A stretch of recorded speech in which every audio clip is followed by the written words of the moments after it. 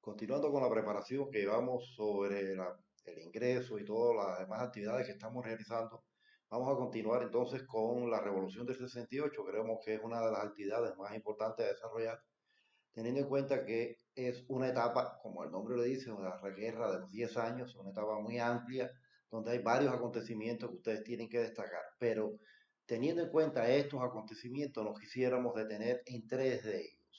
Siempre cuando hablamos de la Revolución del 68, planteamos una idea, que la revolución tuvo tres grandes momentos, tres hitos fundamentales. Y a veces hablamos en estos términos y no concretamos. Sin embargo, una prueba nos los pregunta, nos los envían para caracterizar y no tenemos en cuenta cada uno de ellos. Yo les propongo aquí cómo hacerlo, qué vías pudiéramos utilizar, qué contenidos podemos abarcar e incluso aportar algunas de estas cosas que ustedes después en la práctica pueden desarrollar. Una de estas ideas que yo quisiera tener en cuenta es la guerra de los 10 años destacó tres momentos significativos. Esta puede ser incluso el contenido para una pregunta en la prueba de ingreso, teniendo en cuenta cada uno de ellos. Una de las primeras actividades, de los primeros hechos, es el alzamiento en Demajagua. Tenemos la asamblea de Guaymaro y la protesta de Baraguá. Quiere decir que estamos en presencia de tres grandes acontecimientos que nos van a decir a nosotros que la guerra de los 10 años tuvo tres hitos fundamentales. Pero quisiéramos destacar, porque ese es el objetivo, que ustedes en esta argumentación que están haciendo precisen cada uno de los hechos históricos, porque si estamos diciendo que son los tres momentos más importantes, es porque hay que entonces que aclarar de que cada uno de ellos tuvo una gran significación histórica. Comencemos por el alzamiento en Demajagua. Cuando ustedes van a trabajar este hecho histórico, recuerden que es el hecho que comenzó el 10 de octubre de 1868, es el inicio de nuestra guerra por la independencia, una propiedad de la figura importante de Carlos Manuel de Céspedes, y allí comenzaba el alzamiento. Un alzamiento que en cuestiones de la prueba no hay que caracterizar, o sea, no tenemos que describir todo lo que ocurrió en el hecho. Simplemente vamos a valorar desde el punto de vista de su contenido, qué significó para la historia de Cuba, y cuando hablamos en estos términos recuerden que de Majagua constituye el inicio de nuestras luchas por la independencia, el inicio del proceso revolucionario. Por lo tanto, teniendo en cuenta cada una de estas líneas, qué elementos no nos pueden faltar en esta caracterización. Ahí tenemos una imagen de lo que significó el 10 de octubre en aquel momento, 10 de octubre de 1868. Siempre es bueno que los grandes acontecimientos los ubiquemos en fecha y en tiempo específicamente. Pero continuamos, ¿qué elementos pudiéramos tener en cuenta? Ahí está. Es el inicio de nuestras luchas por la independencia, es el inicio del proceso revolucionario cubano. En él se aprobó la primera declaración de independencia. Si tomamos como referencia cada uno de estos elementos, pudiéramos seguir ampliando. O sea, no son los únicos. Damos estos tres parámetros porque creemos que son los más representativos, porque estamos hablando del inicio de todo un proceso revolucionario, pero además por lo que ello significó.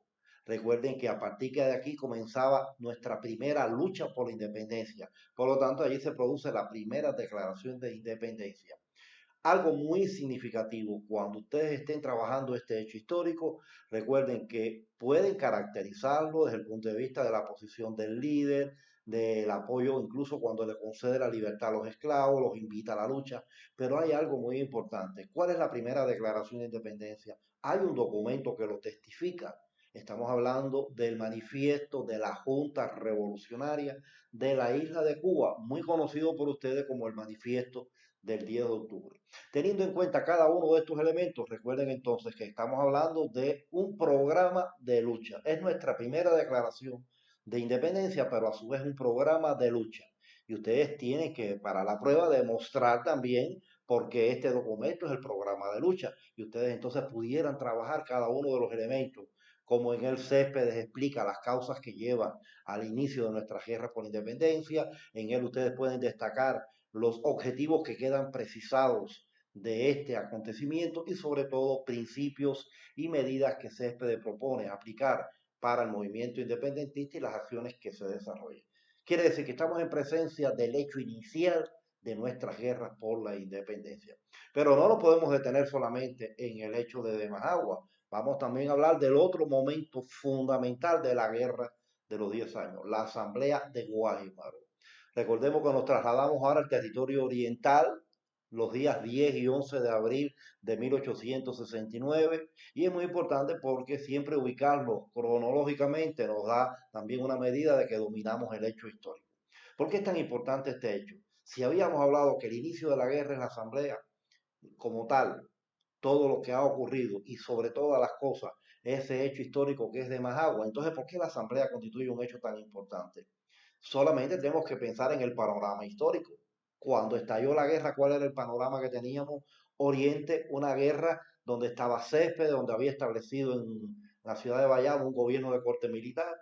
Camagüey ya se había incorporado el 4 de noviembre del 68 a la guerra en las clavellinas, pero había adoptado como oposición importante un gobierno civil. Y los villareños que también habían incorporado a la guerra en el año 69, en el mes de febrero, también ahora proponen un gobierno con estas particularidades, un mando civil, un mando militar, o sea, no había una unidad de criterios. Todas las regiones, las tres regiones en guerra, tenían el mismo objetivo, la independencia de Cuba y la abolición de la esclavitud. Sin embargo, los métodos que empleaban no eran los mismos, faltaba la unidad. Por eso es que la Asamblea de Guaymaro reviste tan gran importancia, por el hecho de que es el momento ideal para que los cubanos logren unificar sus criterios en cuanto a la guerra. Pero, ¿qué objetivos, qué elementos tiene la Asamblea que se convierte en un hecho tan importante? Cuando ustedes lo van a valorar, ahí tenemos una de las grandes figuras de este hecho histórico, Ignacio Agramonte. Tomamos siempre la referencia de qué elementos no nos pueden faltar. Creo que estas dos cuestiones son fundamentales. Por un lado, los objetivos y los acuerdos de la Asamblea. Cuando ustedes hablen de los objetivos, recuerden siempre, primero, que de lo que estamos mencionando, la Asamblea se desarrolla sobre la base de lograr la unidad de criterios de aquellas regiones que ya estaban inmersas en la lucha. Estamos hablando de Oriente, estamos hablando de Camagüey y Las Villas. Por lo tanto, el objetivo inicial de la Asamblea es el logro de la unidad entre estos tres territorios en lucha. Pero además, no solo, sino además también incluir la redacción de una constitución. Hasta ahora habíamos hablado de que los cubanos no tenían su constitución, siempre nos habíamos regido por constituciones de contenido español de la metrópoli. Sin embargo, los cubanos en esta asamblea se proponen redactar la primera constitución cubana. Una pincelada histórica, recuerden cuando hablamos de las posiciones independentistas en la primera mitad del siglo XIX, habíamos hablado de aquella conspiración de 1809 de Joaquín Infante, donde se planteaba con mucha fuerza la redacción de una constitución para los cubanos. Y allí se esbozó nuestra primera constitución, pero solamente quedó en un esbozo, quedó redactada para un proyecto. Ahora estamos hablando ya en cuestiones prácticas en medio de una guerra por la independencia donde los cubanos se proponen redactar la constitución, una constitución para los cubanos. Cuando ustedes entonces trabajen ya en todo este sentido la asamblea, tengan en cuenta qué elementos no nos pueden faltar cuando estamos valorando el hecho histórico. Repetimos, se aprobó la primera constitución y el primer gobierno cubanos. Y esto es muy importante porque los cubanos no tenían derechos políticos y mucho menos llegar al gobierno. Y aquí ya se está proponiendo una constitución, pero además un gobierno que representaba los intereses de los cubanos.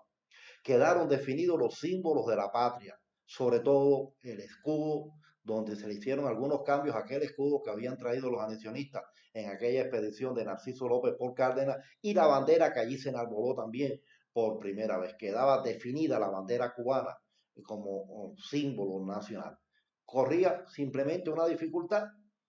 Existían dos banderas, la de Narciso López que se había enarbolado el 19 de mayo de 1850 y ahora también estaba la realidad de que la guerra había comenzado en Demajagua con una bandera enarbolada por Céspedes. Allí se dejó bien claro que la bandera de Narciso López, por ser la primera que había sido enarbolada en función de separar a Cuba de España, sería nuestra insignia nacional. Y entonces la de Carlos Manuel de Céspedes siempre iba a estar presente en el local de la asamblea. Y eso se mantiene hasta la actualidad. Pero además importantísimo este concepto, nació la nación cubana. Recuerden este concepto cuando ustedes lo trabajen, que estamos hablando de nación, el aspecto político en la formación de la nacionalidad. nación incluye gobierno, incluye constitución, presidente, símbolos de la patria, y todos estos elementos quedaron manifestados en la Asamblea de Weimar. Por lo tanto, la Asamblea de Weimar constituye el segundo gran momento de la guerra de los 10 años, sobre todo partiendo de que en ella se logra la unidad del movimiento independentista de las tres regiones en guerra, unificaron los criterios para poder continuar la lucha. Si la Asamblea de Weimar no se llega a desarrollar, la guerra hubiera fracasado muy tempranamente. Y al tercer hecho constituye uno de los más conocidos, incluso Martí lo considera el más glorioso de la historia de Cuba. Nos estamos refiriendo a la protesta de Baraguá. Un hecho histórico que ustedes conocen sobre todo en los finales de la guerra de los 10 años, que vino a salvar desde el punto de vista político-moral la revolución.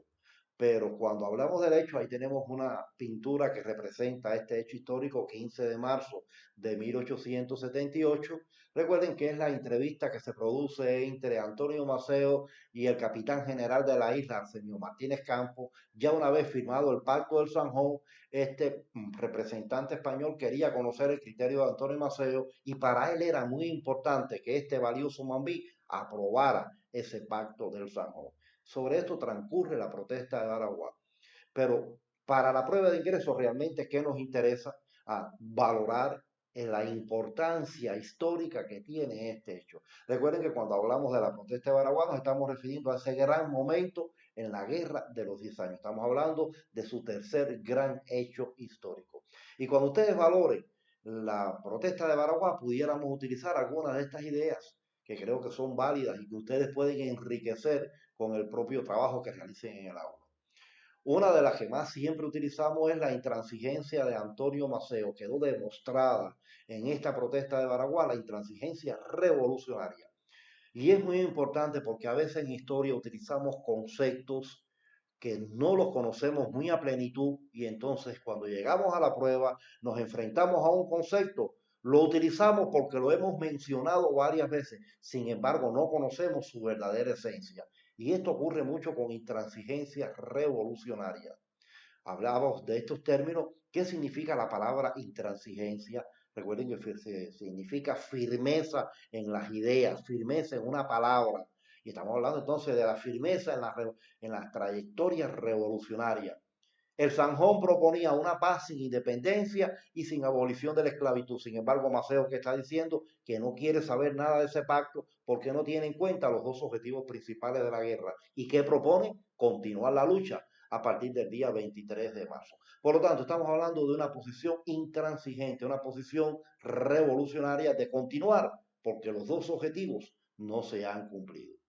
También cuando ustedes hagan estas valoraciones está la radicalización de la dirección de la lucha. Y esto es importante porque esta radicalización es otro concepto que utilizamos. Siempre que hablamos en estos términos estamos hablando de un cambio, de progreso, de desarrollo. Por lo tanto, estamos hablando de cambios en la dirección de la lucha. Y esto rápidamente ustedes valoran. ¿Quiénes iniciaron la guerra de los 10 años? Los terratenientes radicales, en su gran mayoría blancos. Por lo tanto, ¿quiénes están ya terminando la guerra de los 10 años? Una representación, Antonio Maceo, de la raza negra, pero además de las clases medias cubanas. Estamos hablando entonces de sectores populares dentro de la población. Por lo tanto, hay una evolución, hay una radicalización en la dirección de la lucha. Pero además algo muy clásico, un principio que estuvo presente a lo largo de toda la guerra de los 10 años. Los principios de la revolución, los principios de la patria, los principios que tienen que ver directamente con el cubano. Y allí que demostró Maceo que los principios no son negociables, no se pueden cambiar. Y un principio revolucionario era el logro de la independencia y la lucha por lograr la abolición de la esclavitud. Esos objetivos no fueron cumplidos, por lo tanto, desde el punto de vista de principio, los cubanos no podían abandonar la lucha, había que seguirla hasta el final. Por lo tanto, la protesta de Baraguá se convirtió en el momento político e ideológico más importante de la guerra, porque ante la firma del Pacto del Sanjón, ante una paz sin independencia y sin abolición, muchos cubanos demostraron que la lucha debía continuar hasta lograr esos objetivos. Creemos que sobre esta base, con todos estos elementos, ustedes pueden responder una pregunta que tenga que ver directamente con estos tres grandes acontecimientos de la guerra de los 10 años.